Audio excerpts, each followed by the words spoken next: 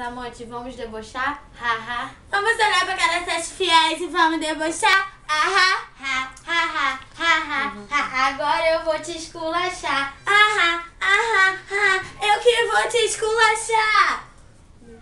Retornei de novo pra confirmar o meu papo. Se entrar nos meus caminhos, não vou ser dona dos meus atos. Sei que você retornou, demorou, bateu de frente. Chega com essa causada, a sua baba fica quente. Você quer bater de frente, amante, eu vou ser cruel. Quero ver bater de frente com a revoltada fiel. Eu encaro qualquer coisa porque tenho disposição. Demorou aí, fiel, 5 minutinhos então. 5 minutos pra que se o segundo é um bastante. Eu acabo com você e com essa marra diamante. Você tenta ênfase, eu quero ver tu conseguir. Se pega essas fiéis, pode escrever ou destruir. Quem fala muito nada faz, agora eu vou pagar pra ver porque diante da Daiane. Carol, quem é você? Diante da Daiane, com certeza eu sou grandes coisas. Pois se ele está comigo, pode escrever, não é à toa. Não tá me dizendo nada e grandes coisas tu não é. Então se põe no teu lugar e não compare com a de fé. Oi da palhinha de Marquinhos. Ou da palhinha de hematoma. Quem é você, sua Vou te chifruda? mostrar sua safadona. Você tem que se contentar que ele nunca